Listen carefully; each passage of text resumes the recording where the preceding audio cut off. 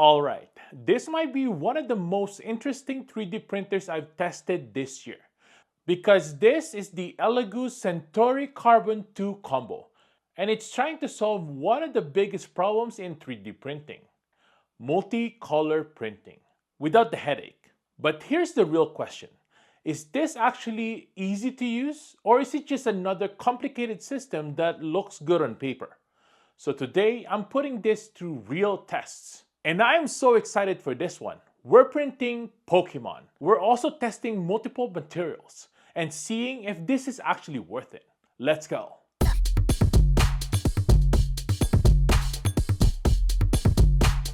Now, right out of the box, this thing feels premium. You've got a full metal frame, tempered glass panels, and a really clean design. No exposed screws as well, and no messy wiring.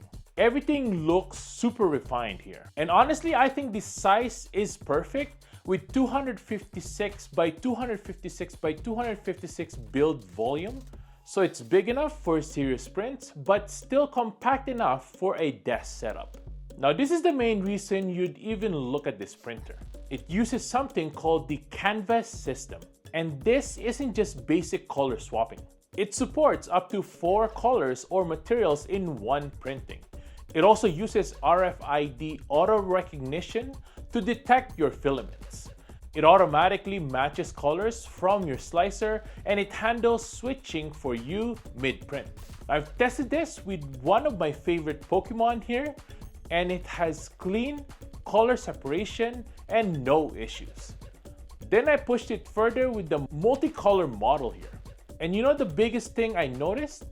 I didn't have to touch anything, no pausing, no swapping spools manually. It just handled everything. I actually printed this overnight. Basically, I slept and I woke up and the print is good to go. Now, I do want to clarify something here. Multicolor printing in general. Obviously, with multicolor printing, it does take a little bit longer and it uses extra filament during color transitions. Now, that's not just this printer though. That's literally how all multicolor systems work right now. So this isn't really a downside specifically to ELEGOO, but I do want to give them credit because the filament poop that we get from the Centauri Carbon 2 is actually less versus the Bamboo Labs A1. But overall, it's just the nature of the tech. Now, earlier I thought this might be complicated, but after actually using it, here's the reality. The system itself is built to be simple. For those of you who are beginners, you'll love this because the filament gets detected automatically. It feeds itself in, and it even helps match colors. Now, the learning curve may come in just understanding how to set up the multicolor prints in the slicer. But once you get that part, this actually becomes very easy to use. Now, this is where it starts getting more serious, okay? This has a hardened steel nozzle that goes up to 350 degrees Celsius. So you're not just limited to just PLA. You can actually print ABS, nylon, carbon fiber materials, and other high-performance filaments.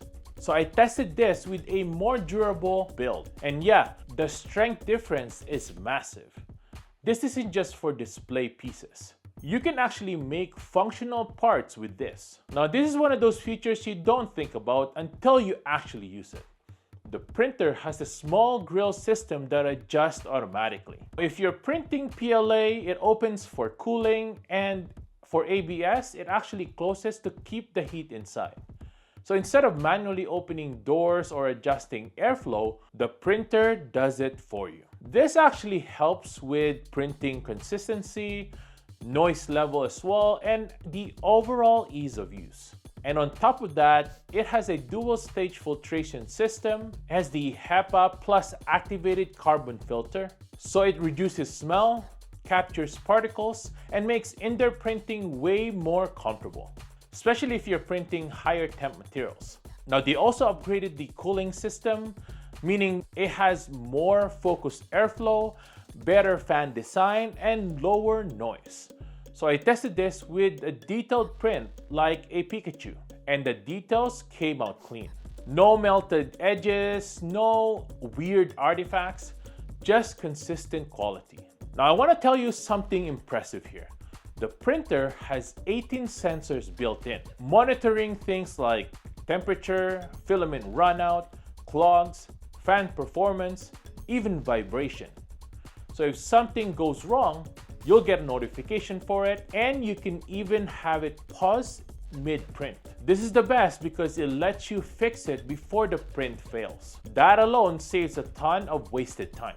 Now setup is also faster now with about 13.9% faster leveling, and it uses zone leveling as well, which means it only calibrates where you're printing. This gives you faster start time, more accurate first layer, and less waiting. So what do you get out of the box? You get a 5-inch HD touchscreen, and honestly, this is huge. It feels super smooth as well. It's responsive, it looks modern, easy to navigate, and no learning curve here. And did I say that it's huge? Exactly. Now let's show you the app as well here, the ELEGOO Matrix app. You'll be able to start prints remotely, monitor it live as well. Not to mention the video quality here is very smooth. Manage everything from your phone as well. You can even change the settings, which is used if you're not always beside your printer. So overall, print quality here is super clean. Color switching is reliable, and setup is easier than expected. Now let's keep it real here. No product is perfect. I just want to point out things that I didn't really like. First one is the multicolor prints that takes longer, which I know this applies to all multicolor printers. There is some filament waste during color switching, but again, it's not so heavy compared to my Bamboo Labs A1. And of course, if you're brand new to 3D printing, especially to multicolor slicing, there's a little bit of a learning curve. But honestly, that's it. I really think that this printer is really pointed to beginners who wants to dive into 3D printing without learning so much. I think this printer is really good in value because you're getting multicolor system, high-temp 350 degrees Celsius capability, AI monitoring, smart airflow system, and premium build at a price that actually competitive with similar printers. So it's not just about features. It's about saving you a few bucks as well. So after all the testing, here's my honest take. This is one of the easiest ways to get into multicolor 3D printing right now. I think it's powerful enough for advanced users as well, but still simple enough for beginners to grow into. So if you're thinking of selling prints, create content, or just make cool multicolor models, this is a very solid option. So now I'm curious. If you had this printer right now, what Pokemon would you print first? Let me know in the comments below. I'll see you guys over there. And everything that I've shown here, I'll link in the description below. So go ahead and check that out as well. Make sure to subscribe to my channel to see more 3D printing models. And I'll see you guys in the next one. Peace!